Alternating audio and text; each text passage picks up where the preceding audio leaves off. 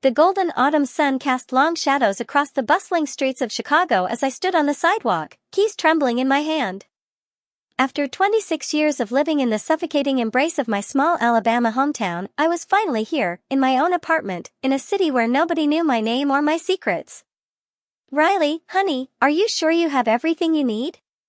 Mom's voice carried that familiar note of worry as she emerged from the U-Haul truck, carrying yet another box marked kitchen stuff in her careful handwriting. "I'm fine, Mom." "Really?"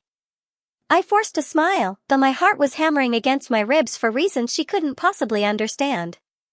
Dad and my younger brother Marcus were still hauling furniture up the narrow staircase to my third-floor apartment, their voices echoing in the hallway. The apartment wasn't much, a one-bedroom with creaky hardwood floors and windows that faced an alley, but it was mine. More importantly, it was private. For the first time in my life, I would have a space where I could be myself. Whatever that meant. My phone buzzed with a text from Samira, my colleague from the marketing firm where I'd secured a position. "Hope the move is going well. Can't wait to show you around the city properly. Coffee Monday?"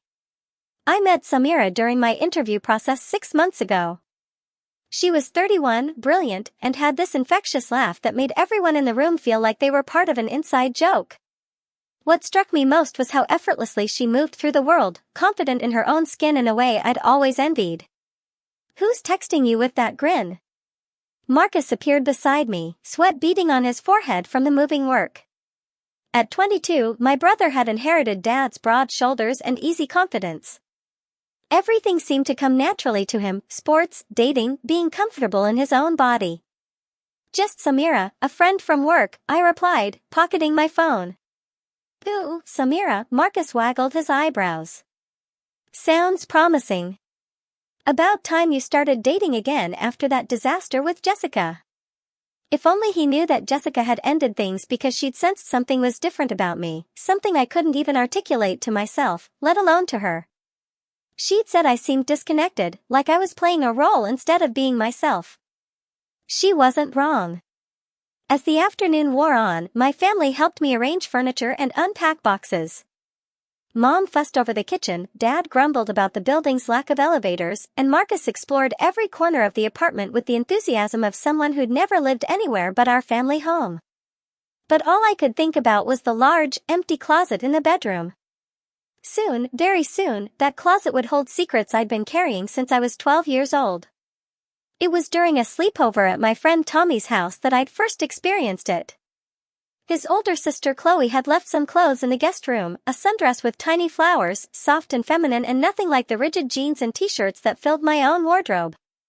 When everyone else was asleep, I'd found myself drawn to that dress like a moth to flame. The feeling when I'd slipped it on was indescribable. For the first time in my life, the person in the mirror felt right. Real. Like I was seeing myself clearly instead of through some distorted lens. But the shame that followed was crushing. I'd torn the dress off so quickly I'd nearly ripped the fabric, spent the rest of the night lying awake convinced I was broken, wrong, perverted. That was 14 years ago, and the feeling had never gone away. If anything, it had grown stronger, more insistent, until it felt like a constant ache in my chest. "Riley?" Mom's voice snapped me back to the present. "You look a million miles away, sweetheart." "Just tired from the move," I lied smoothly. I'd gotten good at lying over the years. By evening, the apartment was starting to look like a home. We ordered pizza and sat on my new couch, talking about everything and nothing. Dad shared his concerns about me living so far from family. Mom made me promise to eat vegetables and call home every Sunday. Marcus teased me about Chicago winters and warned me about the dating scene in big cities. "You know," Mom said as they were preparing to leave, "I'm proud of you for taking this leap, honey. It takes courage to start over somewhere new." If only she knew how new I was hoping to start over. After they left for their hotel, I stood alone in my apartment for the first time. The silence was deafening and thrilling all at once. I walked from room to room, touching surfaces that were mine, breathing air that belonged to nobody but me.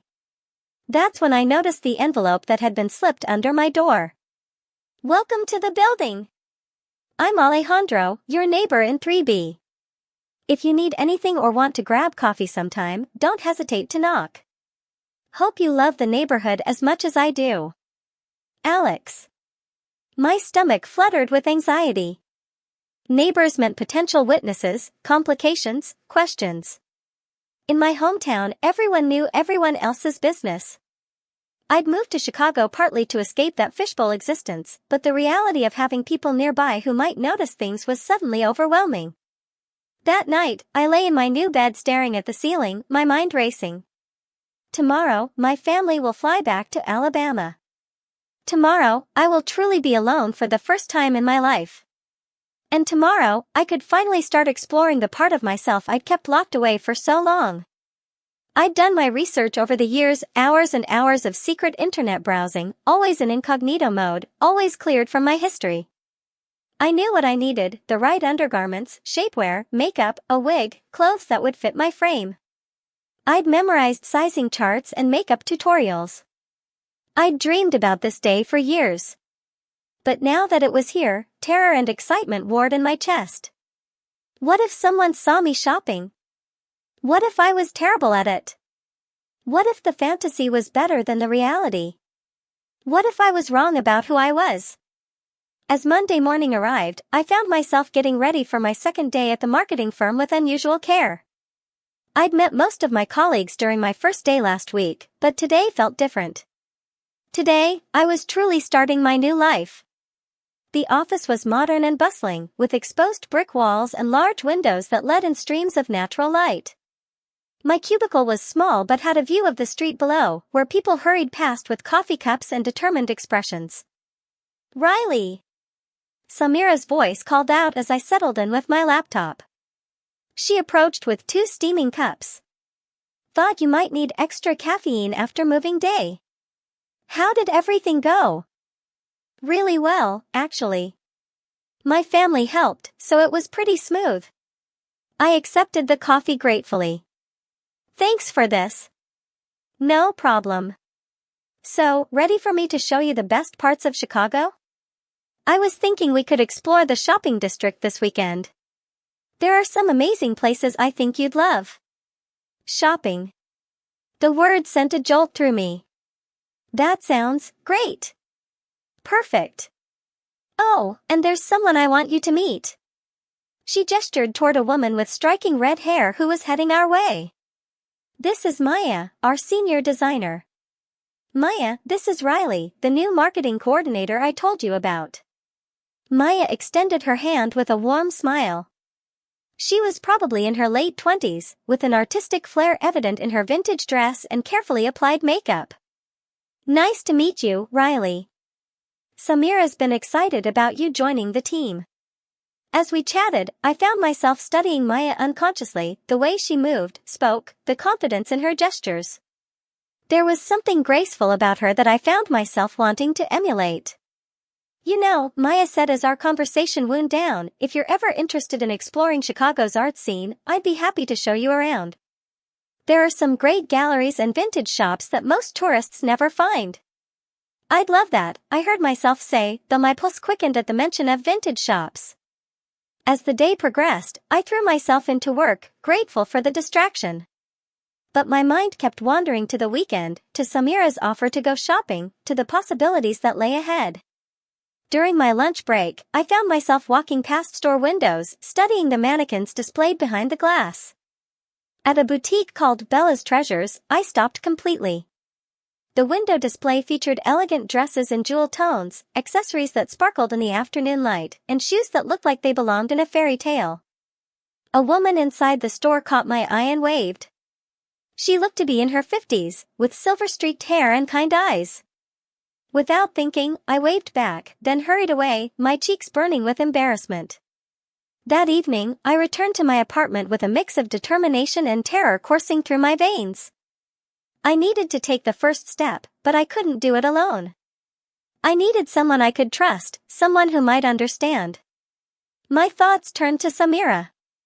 Over the past few months of emails and phone calls during the hiring process, she'd shown herself to be open-minded, non-judgmental, and genuinely caring.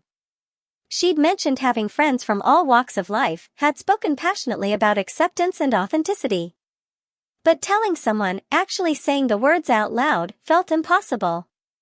I sat on my couch, phone in my hands, composing and deleting text messages for over an hour. Finally, with my heart in my throat, I typed. Hey Samira, I hope this isn't too weird, but I have something I've been wanting to talk to someone about. Something personal. Would you maybe have time for coffee this week? Just the two of us? I stared at the message for 10 minutes before finally hitting send. Her response came back within minutes, of course. Is everything okay?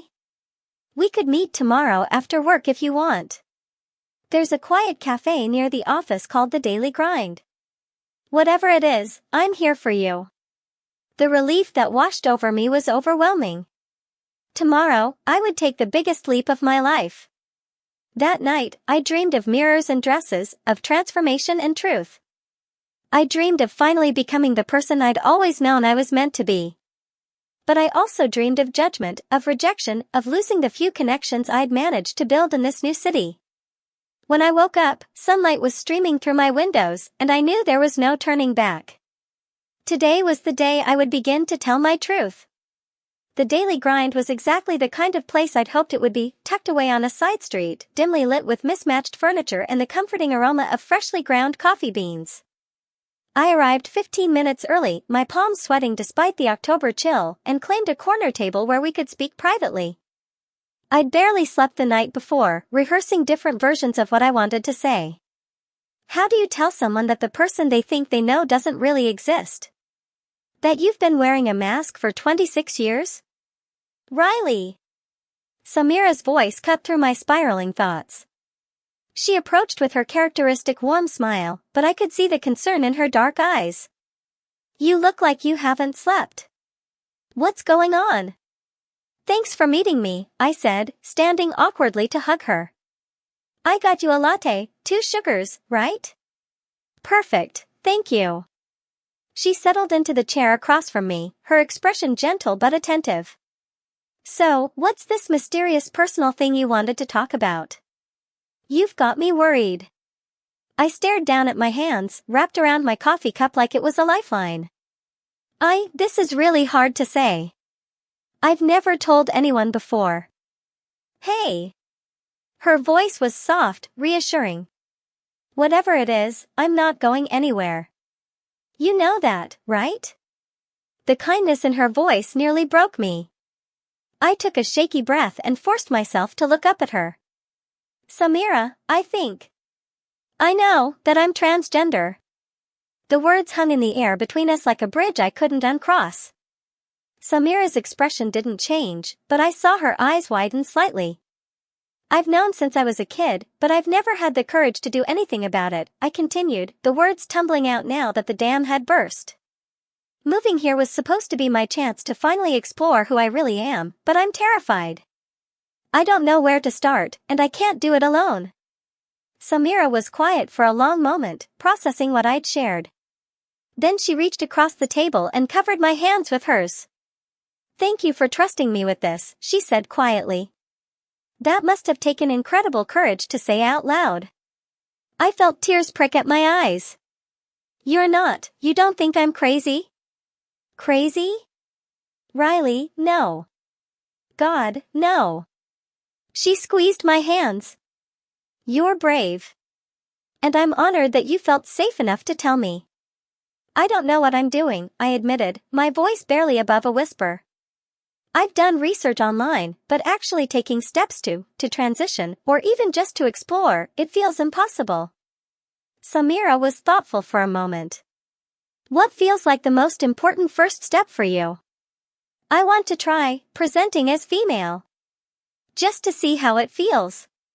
But I need help with everything, clothes, makeup, all of it. I'm completely lost. Okay. She leaned back in her chair, and I could practically see her mind working. I have an idea, but only if you're comfortable with it. My friend Isabella runs a boutique called Metamorphosis. It's specifically for people in transition. She's trans herself, and she's helped dozens of people with their first steps. My heart began to race. Really?